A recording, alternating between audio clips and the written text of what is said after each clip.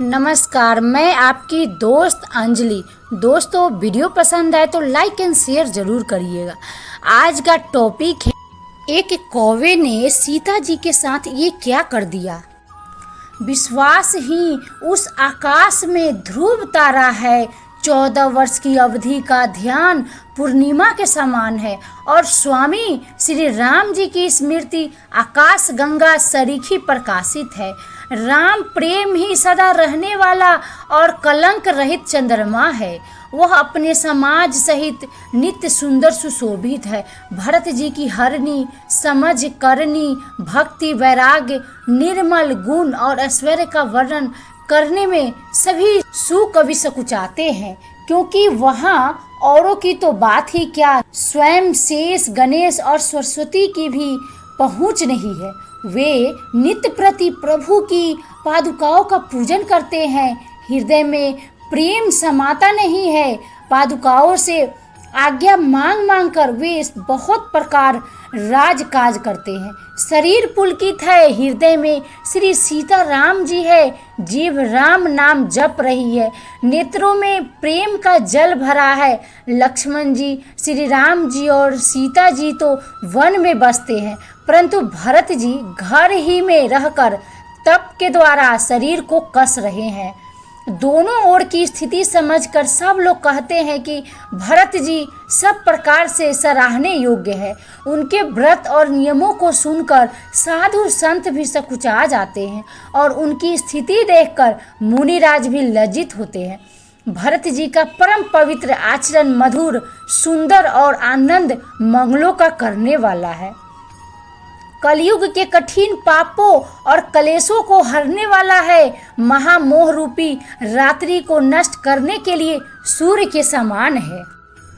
एक बार सुंदर फूल चुनकर श्री राम जी ने अपने हाथों से भांति भांति के गहने बनाए और सुंदर फटिक शिला पर बैठे हुए प्रभु ने आदर के साथ वे गहने श्री सीता जी को पहनाए। देवराज इंद्र का मूर्ख पुत्र जयंत कौवे का रूप धरकर श्री रघुनाथ जी का बल देखना चाहता है। जैसे महान मंद बुद्धि चींटी समुद्र का था पाना चाहती हो, वह मूढ़ मंद बुद्धि कारण से बना हुआ कौवा सीता जी के चरणों में चोंच मारकर भागा। जब रक्त बह चला तब श्री रघुनाथ जी ने जाना और धनुष पर सिंह का बाण संधान किया। श्री रघुनाथ जी जो अत्यंत ही कृपालु है और जिनका दीनों पर सदा प्रेम रहता है, उनसे भी उस अवगुणों के घर मूर्ख जयंत ने आकर छल किया। मंत्र से प्रेरित होकर वह ब्रह्मा बाण दौड़ा। कौवा भयभीत होकर भाग चला। वह अपना असली रूप धरकर पिता इंद्र के पास गया, पर श्री राम जी का विरोधी जानकर इंद्र ने उसको नहीं रखा। तब वह निराश हो गया। उसके मन में भय उत्पन्न हो गया, जैसे दुर्वासा ऋषि को चक्र से भय हुआ था। वह ब्रह्मलोक, शिवलोक आदि समस्त लोकों में थका हुआ और भय शोक से व्याकुल होकर भागता फिरा, पर रखना तो दूर रहा, किसी ने उसे बैठने तक के लिए नहीं कहा। श्री राम जी के द्रोही को कौन रख सकता है। उसके लिए माता मृत्यु के समान, पिता यमराज के समान और अमृत विष के समान हो जाता है। मित्र सैकड़ों शत्रुओं की सी करनी करने लगता है। देव नदी गंगा जी उसके लिए वैतरणी हो जाती है। सुनिए, जो रघुनाथ जी के विमुख होता है, समस्त जगत उसके लिए अग्नि से भी अधिक गर्म हो जाता है। नारद जी ने जयंत को व्याकुल देखा तो उन्हें दया आ गई, क्योंकि संतों का चित्त बड़ा कोमल होता है। उन्होंने उसे समझाकर तुरंत श्री राम जी के पास भेज दिया।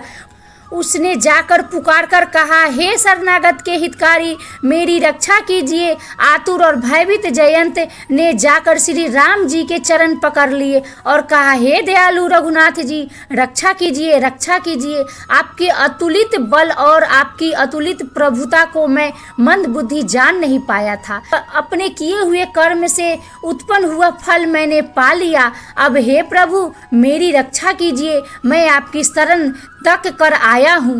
कृपालु श्री रघुनाथ जी ने उसकी अत्यंत दुख भरी वाणी सुनकर उसे एक आंख का काना करके छोड़ दिया। आई होप ये वीडियो पसंद आई होगी। वीडियो पसंद है तो ज़्यादा से ज़्यादा शेयर करें एंड लाइक करें, और जो भी मेरे चैनल को अभी तक सब्सक्राइब नहीं किए हैं तो प्लीज़ सब्सक्राइब कर लीजिए। मैं ऐसी वीडियो लाती रहती हूँ और लाती रहूँगी। राम जी आप सबका भला करेंगे।